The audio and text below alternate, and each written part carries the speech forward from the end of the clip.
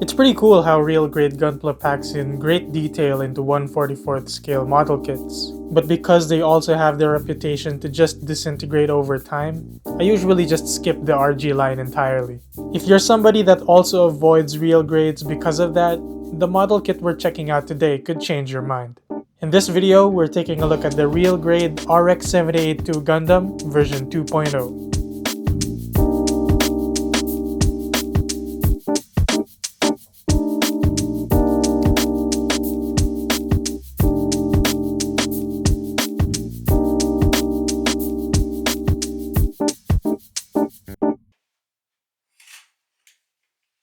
Earlier in 2025, I decided to build Gunpla again after years away from the hobby. Getting back into it, I stuck to model kit lines that I knew I would be satisfied with so that I would get excited each time I built a kit. I got some master grades and a few high grades. I didn't really consider real grades because I couldn't shake off the idea that they would fall apart anyway after I build them. But I've heard great things about the newer ones that Bandai had been working on. So with all these New Year, New Me posts going around on social media, I entertained my curiosity. I'm starting off 2026 by getting myself a real grade of an unbeatable classic, the Grandad Gundam. Taking a look at the box, you can see that it's the size of a usual 1/44th scale Gunpla box. You'll also notice that the cover isn't artwork of a scene or an action pose, it's just a CG image of the kit with a close-up of the face.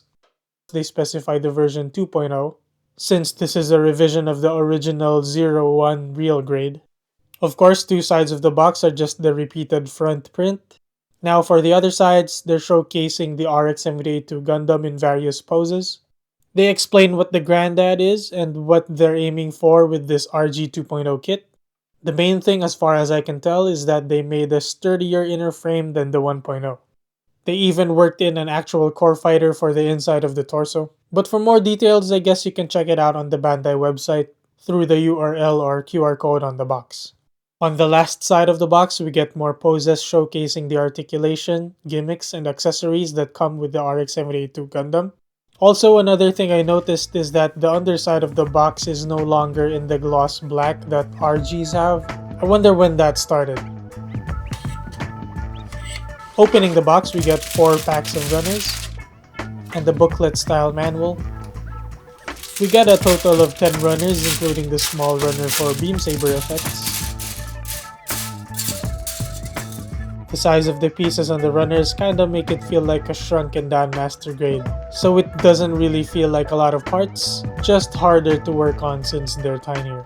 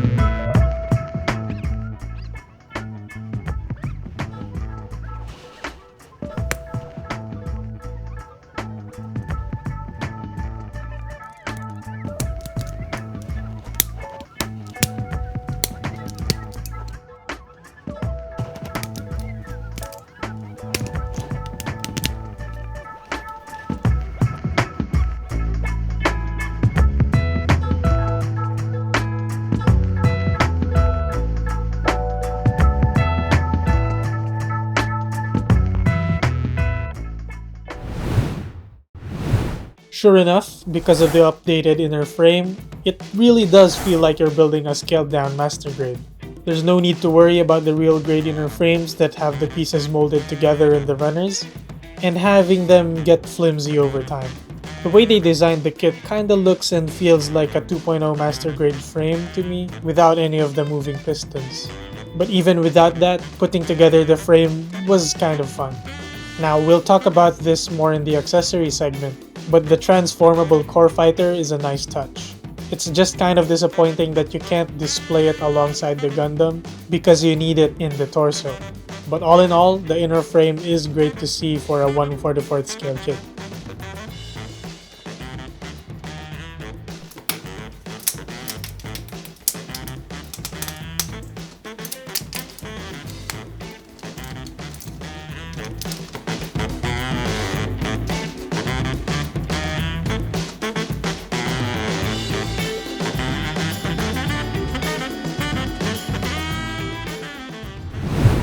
So here's the real grade RX-782 Gundam 2.0 all built up, with no panel lining but with a few stickers applied. I've got to say, as far as the Gramps Gundam design goes, it has really nice proportions and details.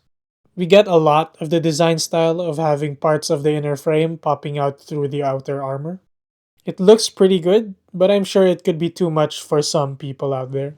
I personally don't hate it, but sometimes when I look at it, it seems a bit busy. Now, the stickers add even more detail, but I think they're neither necessary nor something to completely avoid. Especially since they're not color correcting stickers, they're just there to add detail like the silver stickers or some decals. But they do still leave some outlines on colored parts, so that's something to consider. Looking past that, this kit definitely has some nice sharp details in molding. Having the defined edges definitely adds to the appeal. If you're looking to add a good looking 1/44th scale Gramps Gundam, this real grade 2.0 would be a good choice. I'd love for this to be in 1/100 scale, but this real grade size is perfect for a desk display piece. If you're also interested in this design but wish it was bigger, there is a third-party kit that scales up this exact design, but I don't think I'll be bothering to get that soon.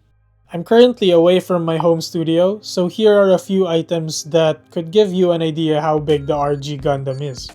Here are some side cutters, my iPhone 16, a third-party PlayStation 4 controller, an old DSLR camera, a computer mouse, and finally my glasses.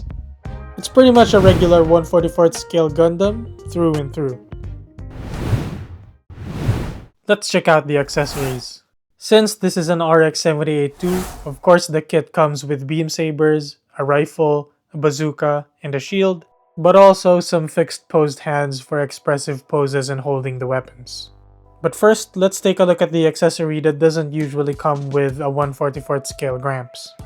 If we open up the torso, we can get to the cockpit, or more specifically, the core fighter. It fully unfolds and even comes with attachable landing gear to display it landed. It also has an opening canopy, but we don't get any pilot figures. I guess this scale is too tiny to make that relevant. But like I mentioned earlier, you can't really pose it alongside the mobile suit since it's the only core that this RG has. I guess they didn't really consider making a separate core block since there's no attachment point for the core fighter to be on an action base anyway. Now back to the other stuff, we get some alternate hands for holding the other accessories, and some expressive closed and open hands. We get the usual 2 beam sabers. They're stored in the backpack like usual, but can also be stored in the shield, which looks really sharp and blocky. More about the shield, it has an adjustable handle and arm attachment clip, making it easy to move it around for posing. You can also attach it to the backpack if that's your style. And it also has an attachment point for storing the beam rifle. Now for the rifle, it's basically just like any other Gundam rifle, just a bit more detailed for 1/44th scale since this is a real grade design. When not in use, you can attach it in the shield or on the butt. This attachment point can also be used for the bazooka. Like the rifle, the bazooka is pretty much a more detailed version of the usual Gundam bazooka, with some visible rockets in the back end if you look closer, and it has a little bit of extension and retraction. All in all, the real grade RX-782 Gundam version 2.0 gives you the usual Gundam loadout, making it easy to decide what equipment you want on the Gundam. Just a bit of a shame that you can't display the core fighter alongside the mobile suit. If you've enjoyed this review of the real grade Gundam 2.0 so far, please leave a like below. And if you've watched more than one of my videos, please consider subscribing. It would really help a lot. Thanks. Hey everyone, let's check out the articulation of the real grade RX-782 Gundam version 2.0. Sorry if there's a lot of echo or reverb in this room. It's not my usual studio room, so this is just how the audio is gonna be for a few videos. Anyway, let's take a look at how this can move. Starting with the head, of course it's a ball joint, so it can go all the way around, and this is it looking up all the way and looking down all the way. Pretty good, I would say. For the shoulder joints, there are hinges for going up and down, but also hinging forward and back, just so it can reach a bit farther across the body. The shoulder armor can hinge upward like so. There are also hinges to the front and back panels of the shoulder armor, so you can actually fold them up like so. Although the backpack kinda gets in the way of the flap on the back. Now with all of that, you can hinge up the arms pretty far up. You get a swivel on the upper arm. We also have a double joint for the elbow, and that reveals some piping detail underneath, although it's not very distinct. We have some wiggle room here on the cuff of the wrist, and we also have ball jointed wrists,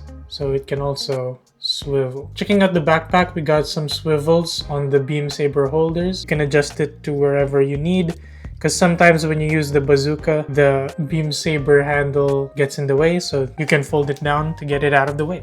The backpack thrusters, of course, can hinge up and down. We also got an attachment point for action bases. Now for the torso, we have quite an ab crunch. It hinges at the top of the chest, but the core fighter also has some give, so it can also exaggerate that even more to get this kind of ab crunch. The connection of the waist and the torso is just a peg, so it can rotate all the way around.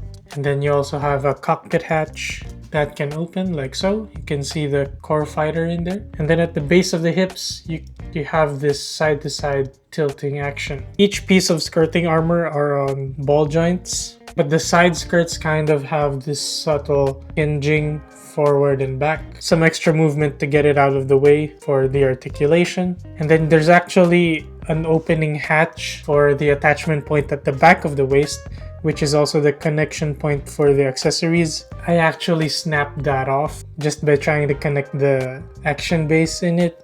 As you can see, it's kind of deep to get into the peg attachment point. I think I just slipped, so that snapped on me. Not the best experience for that, but it doesn't look too bad with that part snapped off. I'll definitely fix that with some cement when I get back to my studio. Before I move around the hips, I'll just show you some instructions for articulating them. Okay, so here you can see that there's this shifting and adjusting movements you can do to the waist area so that you can swing the leg a bit farther forward and up. I did it once, but it's kind of fidgety to keep doing just for that kind of articulation. I'm just scared of like breaking something again. Taking that into account though, theoretically, you might get more of a leg bend upward and forward if you moved that hinge down. Maybe even more backwards. For the split, I'd say it does pretty well. It's not totally flat, but I'd say it's really good. This is the extent of the upper leg swivel, so it doesn't really go all the way around. And then the knee bend is pretty neat. You get some shifting armor pieces on the thigh and the knee. Like bending the knee reveals a lot more detail, which is pretty cool. We also have this hatch that can open at the back of the leg. It doesn't really add any movement to the tilt of the ankle forward and back. It's just a design choice. Since we're here at the ankle tilt, here it is all the way down, and that's also all you get for pointing the toe or the foot down. There's no tilt down for the actual foot. It's just this whole ankle area. But of course, because that's a peg into the leg, we have this full rotation, and then we have some swivel on the ankle guard. We have a lot of upper bend for some ground poses, which looks really cool actually. Interesting that you can't really point the toe down a lot. Here is the ankle bend for side to side, which is also really nice for ground poses. There's a lot of movement. So all in all, the articulation is pretty fun to play with. I've seen a lot of people on Instagram pull off some really cool poses with this RG 2.0. Getting the real grade RX-78-2 Gundam 2.0 in different poses is pretty fun. The articulation is really good that it's pretty easy to make it look dynamic. There isn't really much for limitations to complain about. I know it's a model kit, so it's not gonna be perfect, but you can be confident with posing it like an action figure if you ask me. If you're short on ideas for poses, there are many classic poses on the box for you to copy, but you can definitely come up with more cool stuff if you wanted to. And if you're a fan of standing aura farming, you won't be disappointed either. Overall, the real grade RX-7882 Gundam version 2.0 is a really good revision of the Grandad Gundam for the real grade line. The build is really fun, without much complicated parts to put together. It's a build I'd recommend for people that want a nicely detailed desk piece that you don't have to be worried about posing and dismantling. The design can be a bit much if you like the more classic Gundam look, but that's not really what the RG line is about, so I don't think you would even consider any of the RG line if that was your preference. So if the looks bother you, you're better off getting a high grade. With all the pros and cons, if you're a fan of the classic RX-7882, or if you just think this kit looks good in general, I'd say this real grade 2.0 would be a nice addition to a collection. Thanks for watching! If you've built this kit or have thoughts on it, let me know in the comments below. Speaking of comments, I want to give a quick shout out to 8-Bit Tin Can for their comment in my previous video. Glad to hear you liked the review of the Sazabi Ver Ka. Finally, if you liked the video, give it a thumbs up and subscribe for more builds and reviews. See you in the next one.